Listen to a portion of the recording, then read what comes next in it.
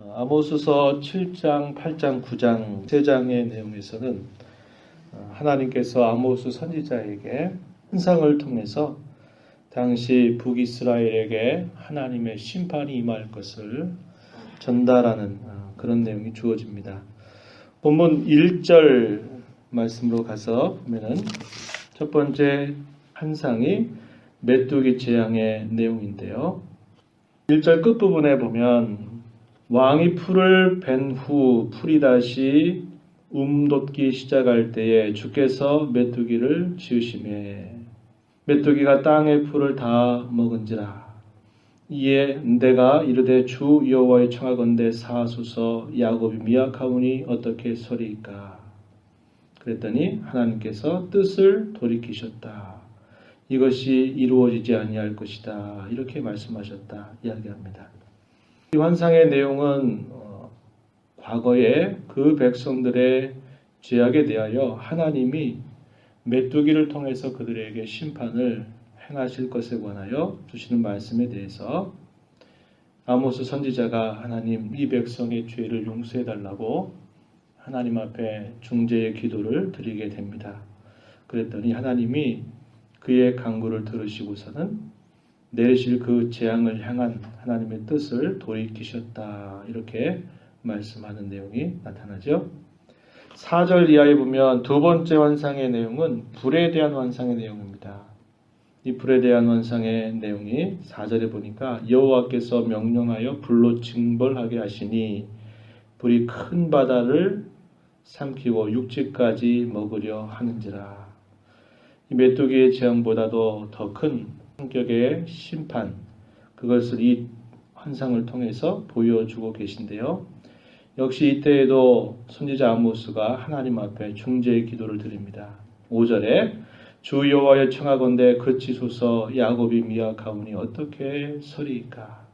이렇게 하나님 앞에 간곡하게 기도했더니 하나님께서 어떻게 하시냐. 6절에 뜻을 돌이켜 주 여호와께서 이르시되 이것도 이루지 아니하리라 하시니라.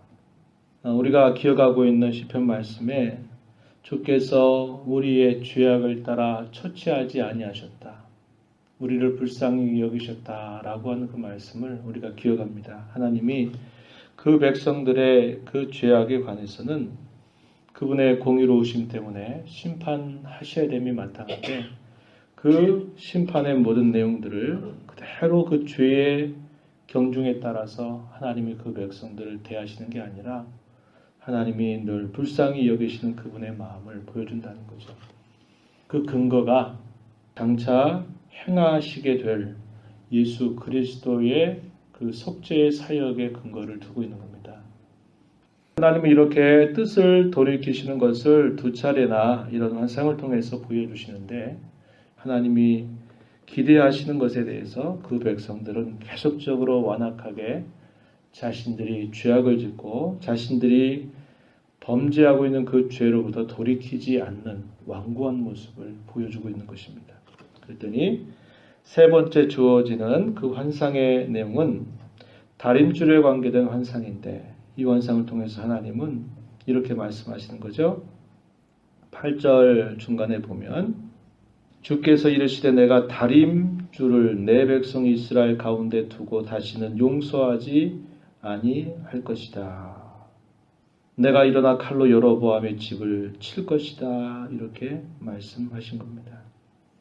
하나님이 뜻을 돌이키시고 그들의 죄를 따라 처치하지 아니하고 이렇게 돌이키신 데에는 하나님이 기다리시고 그 백성들도 자신들의 죄악으로부터 돌이켜서 하나님을 잘 섬기기를 기다리신 것인데 이스라엘 백성들은 끊임없이 자기들이 살아가는 삶의 방법도 안 바꾸고 하나님 앞에 돌이켜서 하나님의 뜻을 따라 사는 삶을 전혀 관심하지 않았던 겁니다.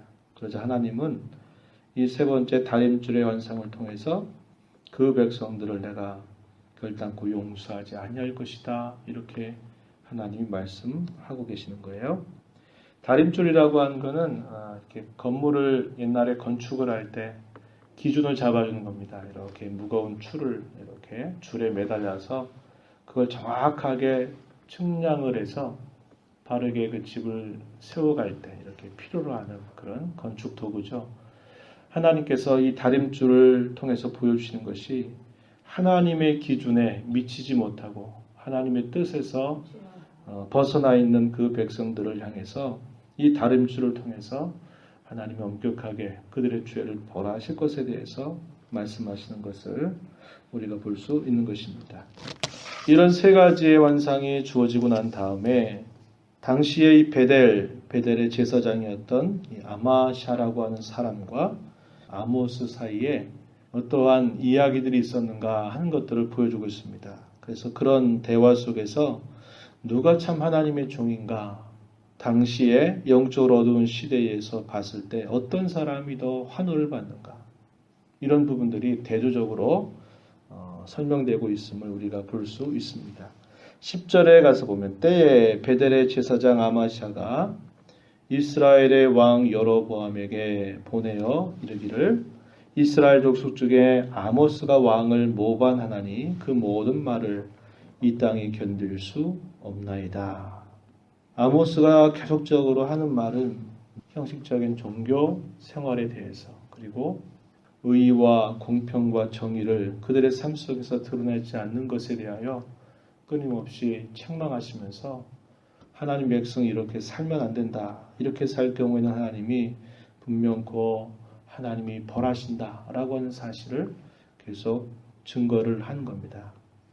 그러니 그런 말을 듣기 싫어한다 이 말이죠. 그래서 당시에 이 베델, 당시 이 북이스라엘에게 있어서는 중앙의 성소를 만들어 둔 곳입니다. 그곳에서 있었던 제사장 아마사가 이 아모스를 왕에게 고발하는 그런 내용이죠. 어떤 내용으로 고발하냐면 11절 아모스가 이렇게 말한다는 겁니다. 여로보암은 칼에 죽겠고 이스라엘은 반드시 사로잡혀 그 땅에서 떠나겠다, 이렇게 말한다는 거죠. 이 말 자체는 틀린 말이 아니라 참된 말이죠. 왜냐하면 하나님께서 선지자 아모스에게 이 말씀을 주어서 그들에게 전하게 하셨기 때문에 그런 것입니다. 그러나 당시에 굉장히 번영과 풍요를 누리고 있었던 이 여로보암 왕이 볼 때나 이스라엘 백성들이 볼 때에 그 말은 저주와도 같은 그런 말처럼 들렸다 할 것입니다. 그러다 보니까 고발하는 그런 모습을 우리가 볼 수 있어요. 그리고선 이 아마샤가 아모스에게는 이렇게 말하는 겁니다. 12절에 선견자야, 너는 유다 땅으로 도망하여 가서 거기에서나 떡을 먹고 거기에서나 예언하고 다시는 이 베델에서 예언하지 말라. 이곳은 왕의 성소요 나라의 궁궐이다. 우리나라 사람도 아니고 너는 유다 사람이면서 왜 이곳에 와가지고 이렇게 예언하고 이런 저주와 같은 말을 퍼붓느냐. 그러면서 다시는 이곳에 오지 말라, 추방하는 그런 이야기를 이 아모스에게 던져줍니다.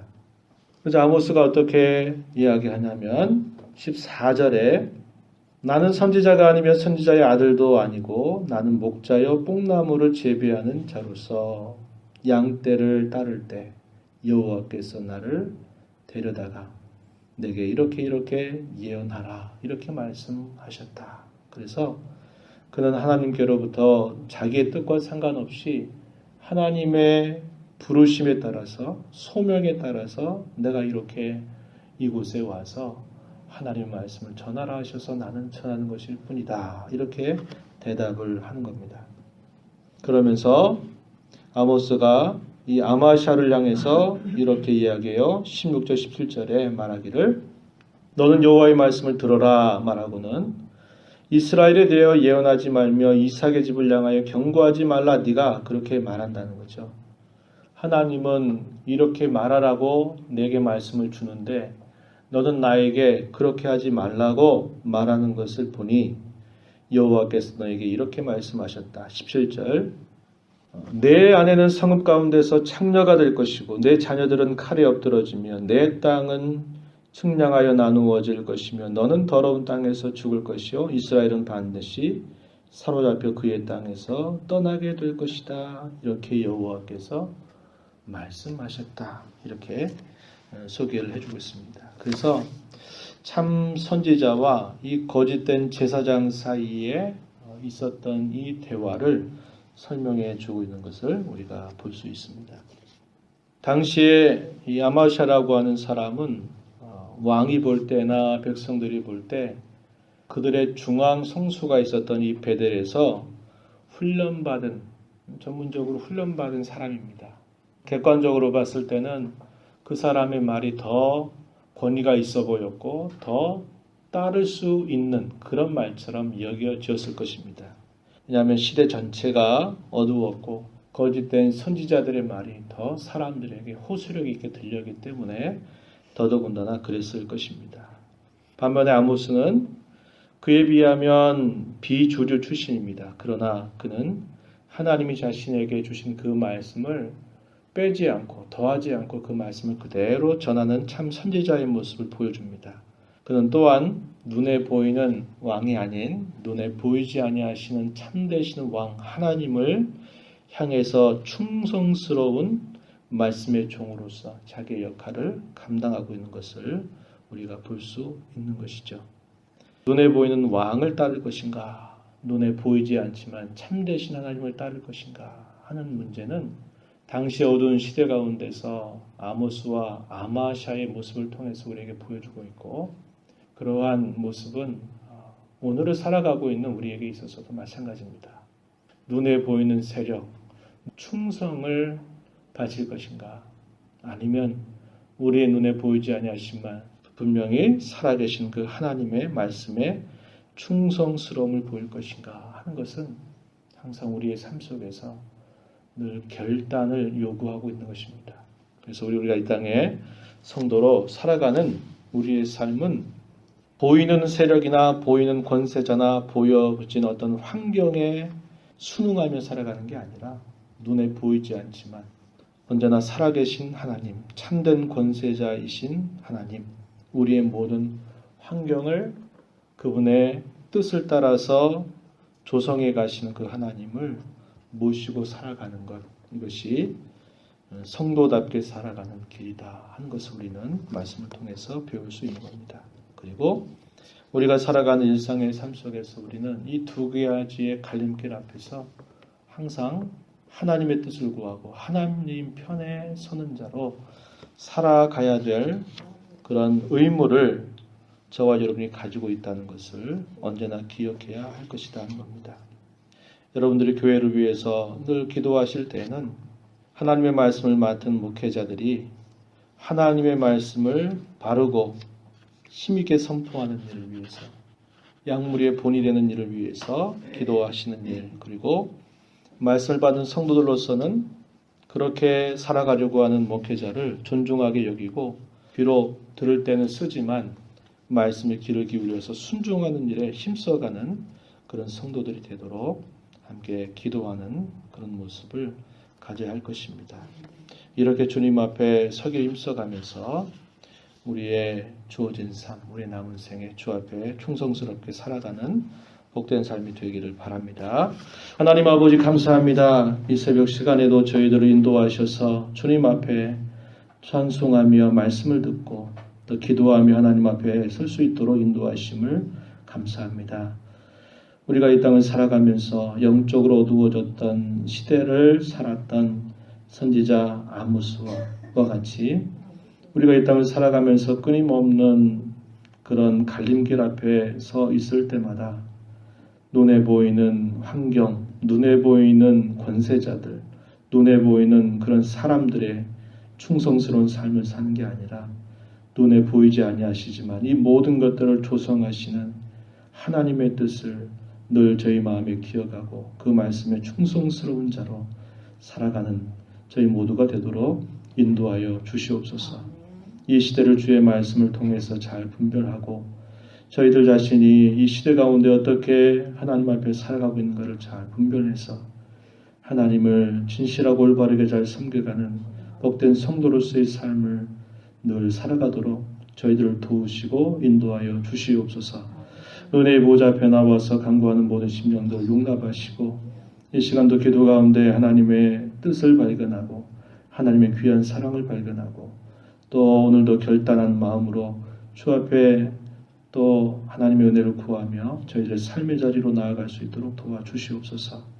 귀하신 예수 그리스도의 이름으로 기도하옵나이다. 아멘.